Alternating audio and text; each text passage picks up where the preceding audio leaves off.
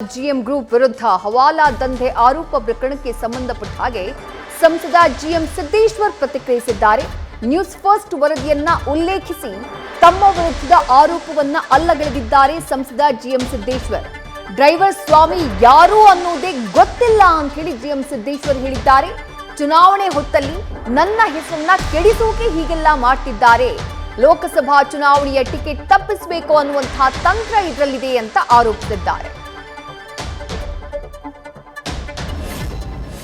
ಇವತ್ತು TV first ಅಂತೇಳಿ ಅದರಲ್ಲಿ ನಾನು ನೋಡಿದೆ.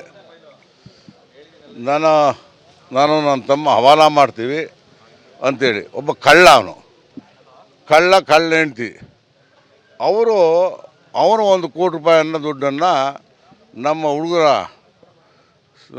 ಉಮೇಶ ಮತ್ತು ಮಲ್ಲಿಕಾರ್ಜುನ ಅಂಥೇಳಿ ಇಬ್ಬರು ಒಂದು MST ಅಂತೇಳಿ ಅಡಿಕೆ ಅಂಗಡಿ ಮಾಡಿದ್ದಾರೆ ನಮ್ಮೂರಲ್ಲಿ.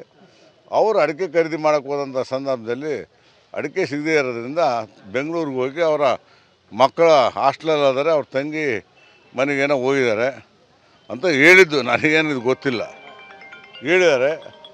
ಆಗ ಇದೇನು ಲಾರಿ ಕಾರ್ ತೊಗೊಂಡೋಗಿದ್ರು. ಆ ಕಾರ್ನಲ್ಲಿ ಅಂತ ಡ್ರೈವರ್ ಎಲ್ಲದೂ ಕೂಡ ನೋಡ್ಕೊಂಡು ಎಲ್ಲೋ ಬಂದು ನಿಲ್ಲಿಸಿದಂಥ ಸಂದರ್ಭದಲ್ಲಿ 1 ಕೋಟಿ ರೂಪಾಯಿ ದುಡ್ಡನ್ನು ಲಪಟಾಯಿಸಿದ್ದಾನೆ. ಪೊಲೀಸ್ ಕಂಪ್ಲೇಂಟ್ ಕೊಡಿದ ನಾನು. ಪೊಲೀಸ್ನಲ್ಲಿ ಅವನು ಅರೆಸ್ಟ್ ಮಾಡಿದ್ದಾರೆ. ಅರೆಸ್ಟ್ ಮಾಡಿ ದುಡ್ಡು ವಸೂಲಿ ಮಾಡಿದ್ದಾರೆ. 95.5 ಲಕ್ಷ ಅಂತ ಹೇಳಿದ್ದಾರೆ. ಅವರಿಗೀಗ ರಾಜಕೀಯದಿಂದ ಇವತ್ತು ಸಿದ್ದೇಶಪ್ಪ ಮೇಲೆ ಆಪಾದನೆ ಮಾಡಬೇಕು ಅಂತೇಳಿ ಹಿಂದೆಲ್ಲ 40% ಕಳ್ಳ 40% ಕಳ್ಳ ಅಂದರು. ಕಳ್ಳರೆ ಕಳ್ತನ ಮಾಡ್ದಂಗೆ ಕಳ್ಳರು ಹೇಳ್ತಾರೆ. ನನಗೆ ಯಾವುದೂ ನಂದು ಕೈವಾಡ ಇಲ್ಲ, ನನಗೆ ಯಾವುದೂ ಕೂಡ ಸಂಬಂಧವೇ ಇಲ್ಲ. ಈ ಒಂದು ಎಲ್ಲ ಸೃಷ್ಟಿ ಚುನಾವಣೆ ಇರೋದ್ರಿಂದ ಸಿದ್ದೇಶಪ್ಪ ಗೆದ್ದೇ ಗೆಲ್ತಾರೆ ಅನ್ನೋ ದೃಷ್ಟಿಯಿಂದ ಇದನ್ನು ಹುಟ್ಟಿಸ್ತಾ ಇದ್ದಾರೆ.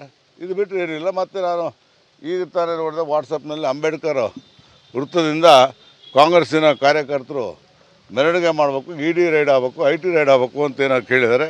ನಂದೆಲ್ಲ ಆಗೋಗಿದೆ, ಏನು ಉಳಿದಿಲ್ಲ. ನಾನು ಯಾವುದೋ ನಿರಪರಾಧಿ, ಯಾವುದೇ ಥರದ ಅಪರಾಧ ಮಾಡಿದನಲ್ಲ. ಇದು ಸುಮ್ಮನೆ ಈ ರೀತಿಯಾಗಿ ಚುನಾವಣೆ ಸಂದರ್ಭದಲ್ಲಿ ಕೂರಿಸ್ತಾರೆ. ಮತ್ತಷ್ಟು ಡೀಟೇಲ್ಸ್ ನಮ್ಮ ಪ್ರತಿನಿಧಿ ವಿಷ್ಣು ಪ್ರಸಾದ್ ನೀಡ್ತಾ ಹೋಗ್ತಾರೆ. ವಿಷ್ಣು ಪ್ರಸಾದ್, ಪ್ರಕರಣ ಆರಂಭ ಆದಾಗಿನಿಂದ ಇವತ್ತಿನವರೆಗೂ ಕೂಡ ಇಡೀ ಕೇಸ್ನಲ್ಲಿ 10 ಪ್ರಶ್ನೆಗಳಿವೆ. ಉತ್ತರ ಸಿಗಬೇಕಾಗಿರೋದು ತನಿಖೆಯಿಂದ. ಸದ್ಯಕ್ಕೆ ಪ್ರಕರಣಕ್ಕೆ ಸಂಬಂಧಪಟ್ಟ ಹಾಗೆ ಏನೆಲ್ಲ ಅಪ್ಡೇಟ್ಸ್ ತಮಗೆ ಲಭ್ಯವಾಗ್ತಾ ಇದೆ ವಿಷ್ಣು ಪ್ರಸಾದ್?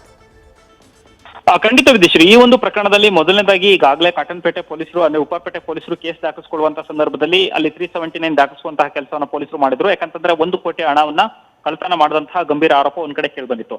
ಆ ಪ್ರಕರಣದಲ್ಲಿ 4ರನ್ನ ಬಂಧಿಸಿ ತನಿಖೆಯನ್ನ ಒಳಗೊಳಪಡಿಸುವಂತ ಕೆಲಸ ಮಾಡಿದ್ರು. ಈಗ 4 ಮಂದಿ ಕೂಡ ಬೇಲ್ ಪಡೆದು ಹೊರ ಬಂದಂತಹ ಬಳಿಕ ಈಗ ಇವರ ವಿರುದ್ಧ ಈ ಒಂದು ಗಂಭೀರ ಆರೋಪ ಕೇಳಿ ಬಂದಿರುವಂತದ್ದು. ಸ್ವತಃ ಅದರಲ್ಲಿ A1 ಮತ್ತೆ A2 ಇಬ್ರು ಸಹಿತ ಹೋಗಿ ಇಡಿಗೆ ದೂರು ಸಲ್ಲಿಸುವಂತಹ ಕೆಲಸವನ್ನು ಕೂಡ ಮಾಡಿದ್ರು. ಏನಂತಂದ್ರೆ, ತಾನೊಬ್ಬ ಡ್ರೈವರ್ ಅಲ್ಲ, ನಾನು ಕೇವಲ ನನ್ನ ಕಾರ್ನ ಬಳಸ್ಕೊಂಡು ಅವರಿಗೆ ಬಾಡಿಗೆಗೆ ಹೋಗ್ತಿದ್ದೆ. ಈ ವೇಳೆಯಲ್ಲಿ ನನ್ನ ಕಾರ್ನ ಬಳಸ್ಕೊಂಡು ಅವರು ಹಣವನ್ನ ಟ್ರಾನ್ಸ್ಪೋರ್ಟೇಷನ್ ಮಾಡ್ತಾ ಇದ್ರು ಅನ್ನೋ ಗಂಭೀರ ಆರೋಪವನ್ನ ಸ್ವಾಮಿ ಮಾಡಿದ್ರು.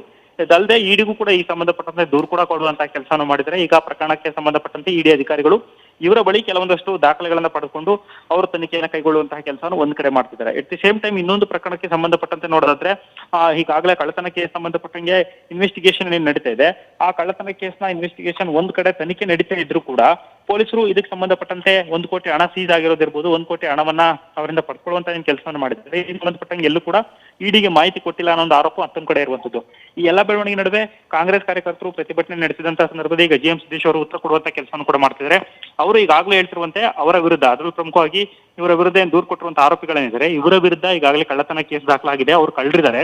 ಅವ್ರು ಕೊಡುವಂತಹ ಸ್ಟೇಟ್ಮೆಂಟ್ ಎಷ್ಟು ಮಟ್ಟಿಗೆ ಸತ್ಯ ಅನ್ನೋ ಒಂದು ಆರೋಪವನ್ನು ಮಾಡ್ತಿದ್ದಾರೆ. ಜೊತೆಗೆ ಜಿಎಂ ಸಿದ್ದೇಶ್ ಅವರ MP ಈಗ ಸಂಬಂಧಪಟ್ಟಂತೆ ಈಗ ಅವ್ರಿಗೇನು ಟಿಕೆಟ್ ಸಿಗಬೇಕಾಗಿದೆ, ಈ ಟಿಕೆಟ್ ಅನ್ನ ತಪ್ಪಿಸುವಂತಹ ಪ್ರಯತ್ನವನ್ನು ಮಾಡ್ತಿದ್ದಾರೆ. ಈ ಒಂದು ಅಂಶವನ್ನು ಅವ್ರು ಇಟ್ಕೊಂಡು ಬಳಸ್ಕೊಳ್ಳುವಂತ ಕೆಲಸ ಮಾಡ್ತಾರೆ. ಒಟ್ಟಿನಲ್ಲಿ ಪ್ರಕರಣ ಒಂದ್ ಕಡೆ ಪೊಲೀಸ್ ಸ್ಟೇಷನ್ ಇನ್ವೆಸ್ಟಿಗೇಷನ್ ಇರ್ತದೆ, ಇನ್ನೊಂದ್ ಕಡೆ ಇಡಿಯಲ್ಲಿ ನಡೀತಿದ್ದು.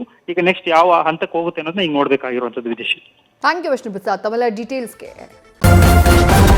ನ್ಯೂಸ್ ಫಸ್ಟ್ ನಿರ್ಭೀತಿಯಿಂದ ನಿಮ್ಮ ಪರವಾಗಿ.